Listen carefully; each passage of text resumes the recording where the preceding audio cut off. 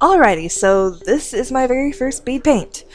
I actually wanted to try doing something different on this channel of mine, and I have actually had people just suggest to me, hey, why don't you try doing a speed paint? And I was like, hey, that's freaking brilliant. So this is my very first time trying something like this. I'm not gonna lie, there's probably a bunch of rookie mistakes in this video.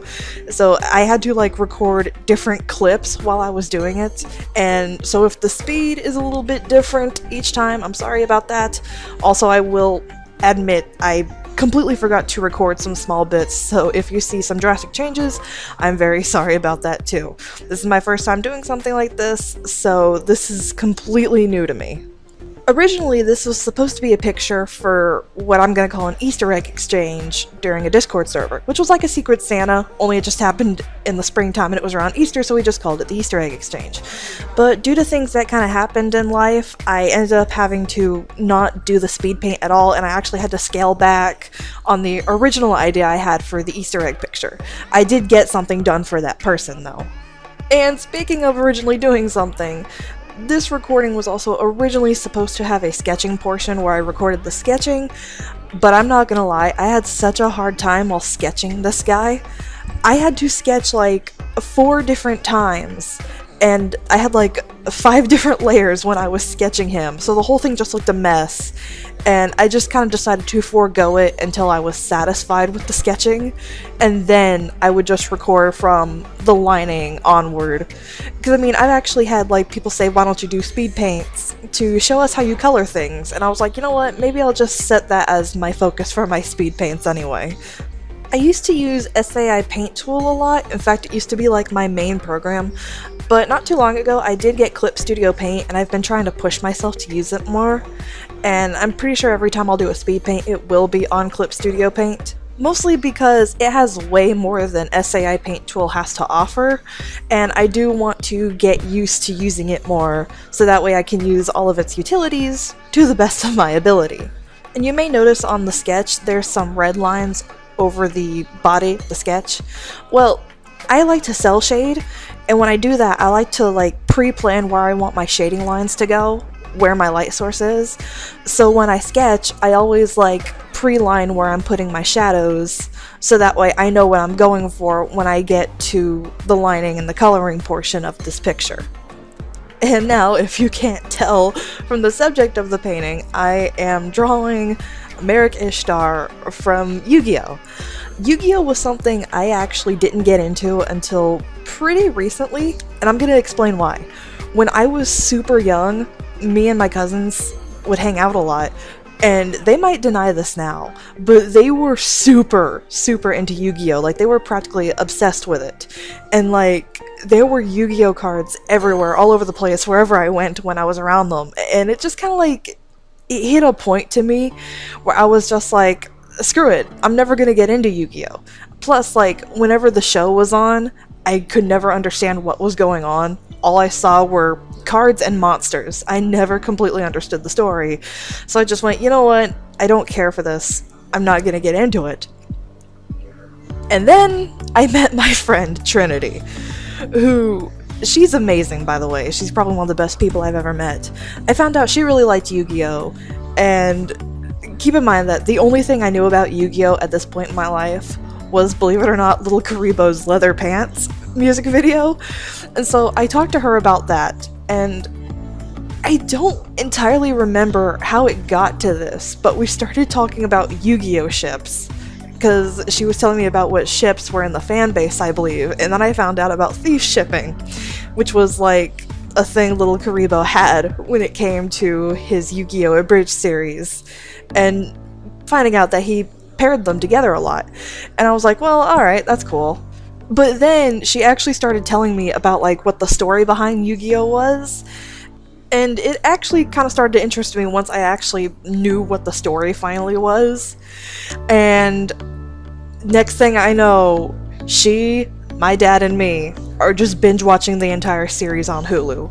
And yes, it was the 4Kids dub.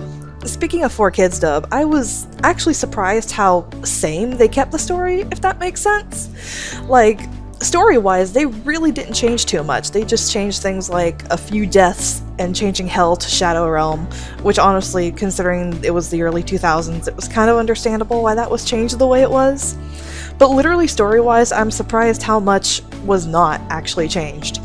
So it was still relatively the same story, and either way it was fun to watch, and I learned just how funny 4Kids dubs actually are.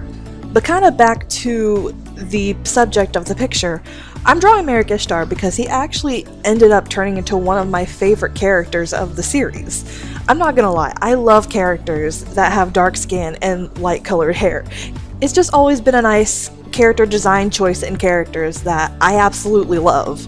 I love dark-skinned characters with like blonde colored hair or such like that. It's just a really appealing design choice to me, and I absolutely love it. And I actually love his character and the story that he played. But I'm not gonna lie, I feel like he for some reason didn't appear enough despite being the main antagonist in like 2 seasons, even though one of those seasons is technically Yami Marik. But Marik was a character that always interested me, and I was extremely excited to finally draw him. And let's just say now I realized why his hair looks different in every single piece of official art he's in. This guy's hair is an absolute monstrosity. Like, I used to make jokes about how like in every single piece of official art or whatever, his hair is always drawn differently. I made jokes saying no one knew how to draw this guy's hair. Now I see why. This guy's hair is so freaking hard to draw. It's literally no wonder it looks different every single time. I'm not gonna lie though, I wasn't entirely satisfied with the sketch. I mean, I'm satisfied with how it ended up turning out in the end, but when I was sketching it, I genuinely was not satisfied, and I felt like I had to make like a bunch of changes to it. And not only that, but I was kind of trying to replicate the YuGiOh style, but also not. Like, I was trying to replicate more of the face style than anything, I guess. And I think a part of it has to like do with the fact that I'm just not used to drawing him. So I think after I figure out how to draw him a few times, or if I just draw him out a few times, I'll get the hang of drawing him. But until then, he was a major monstrosity to draw, and when I was drawing him, I actually claimed to my friend, I am never drawing Marik Ishtar again. But considering how much I love his character, I know that is a complete and total lie. He is still a character I wish kind of appeared more as himself rather than Yami Marik kind of taking his place. I mean, I understand why Yami Marik exists and how it helped Marik's backstory, I guess. But I don't know, it just still felt kind of like sad, I guess, that this character who you could tell was supposed to play a big key role in the series, kind of, for me, it just felt like he didn't have enough time for himself as a character, especially after his redemption. But anyway, the only YuGiOh series I've ever actually watched was the Duel Monsters series. I watched a little bit of Season 0, and that was a messed up series, but I've only watched Duel Monsters. I haven't watched GX or 5Ds or any others like that. I don't really know why, it's just one of those, they just don't interest me as much as the story that was in Duel Monsters. Not only that, but I just find it funny how the YuGiOh series over time, or the numbers of series, have just, the only thing they have in common with the original series is just card games. So I don't really see myself looking at those anytime soon. Also, if nobody can tell yet, yes, I am very nervous to be recording. I'm trying to make sure I sound alright and I don't have too many stutters or ums in whatever I say.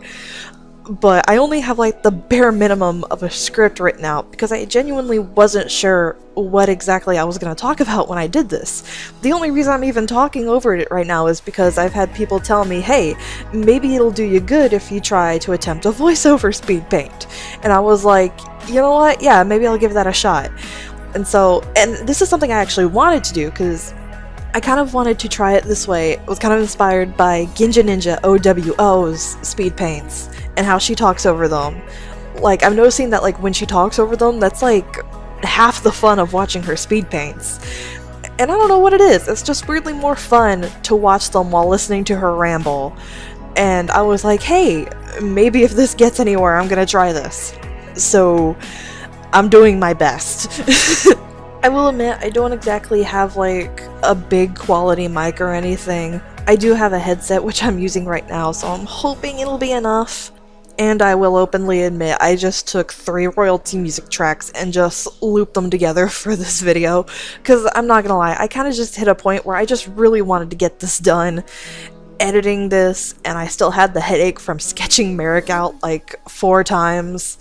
I just kind of hit a point where I just wanted to be sure it was done enough. Like, my main focus here with getting the speed paint done is trying to make sure it was at a consistent speed with each clip I had recorded. So I am hoping visually it's alright. Oh, kind of backtracking a bit, you may have noticed that when I lined, I used the vector tool. I'm going to explain that actually. I actually do have a tablet. I actually have a YuGiOh pen display. But here's the thing, the surface of that is completely smooth, which that is great for sketching and coloring. But the thing is, I work very slow when it comes to lining. I don't know why, I just always have. I always move slow when it comes to lining things.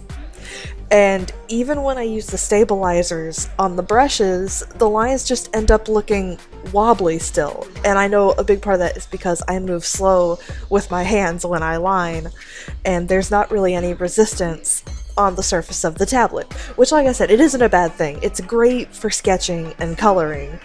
Just in my case, it's not good for lining because I move slow when I line things.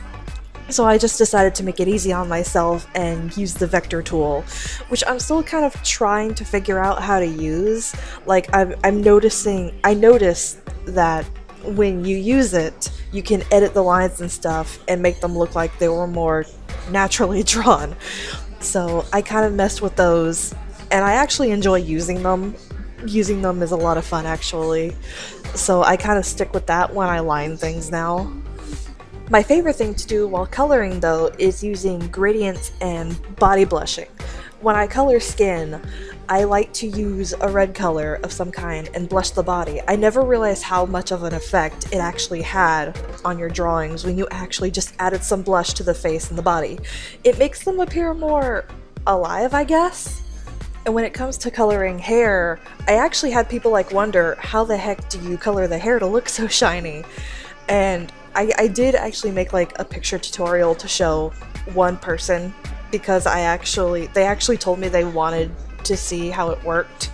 So I actually showed it to them, how I did it. And this time I actually did something kind of different, where I kind of did like, I guess you could say it was like a double shading kind of thing, where I added some shade lines between some parts of the hair, and then I added the main like dark shades over the entire hair. I also do like to add multiple colors in my hair if I feel like it needs just a little bit more flair to it, I guess. But I do like my hair to look really super shiny. And when I color eyes, in most cases, when I color eyes, I try to give it like a bokeh effect. I think it's pronounced bokeh. It's those blur circles that make things look kind of shiny. But when I was trying to color Marik's eyes, I was trying to make it look at least somewhat similar to some of his official art, so I didn't give him those, but I did like put one highlight in the eyes. I've also been taking the advice of people of like saying things like use different colors when you do shadows because it makes your characters or your subjects pop more, which is very true, but I've also been experimenting with actually using gradients for the shadows, and the effect of those is pretty amazing in my personal opinion. So in case you can't tell yet, I do love to experiment with gradient-like colors or fading colors. Just blending colors into each other is one of my favorite things to do if I feel like the portion that I'm coloring requires it, which in most cases is usually just hair, eyes, and shadows. But in other cases, it could be the skin. Like if I feel like it needs, if I feel like the skin needs more to it, I will add a little bit more plus the blushing. Or sometimes I will make like a darker color to add to the clothes if I feel like they need a little bit more, so I add a gradient in those. I mean, and the results do vary. Sometimes I just go with flat colors because I think it's enough, sometimes I don't. It really just depends on what I feel like I'm going for. Also, not only do I use Clip Studio Paint, but I also use Photoshop. because some effects, I'm pretty sure I could get them on Clip Studio Paint, but it's kind of weird compared to how Photoshop does some things. But Photoshop has a filter called Reduce Noise that I love to use for my photos because it gives them kind of like a, I don't want to call it a fadey effect, it just gives an effect that I think looks really nice for my images. So in most of my speed paints, you'll probably see me use Clip Studio Paint and then go to Photoshop. I'm also using OBS Studio to record, and I'm still kind of trying to figure out how to use it. I only followed like one tutorial that told me how to set it up for when you're doing a speed paint specifically, and I did try to set it to like record like window capture on Photoshop, but whenever I did that, for some reason it just would not record. Like, it would show the program, but it for some reason would not load my picture, which that's just really weird, but it's a thing that did happen. So I went with a window capture for Clip Studio Paint, but I did whole desktop capture for Photoshop.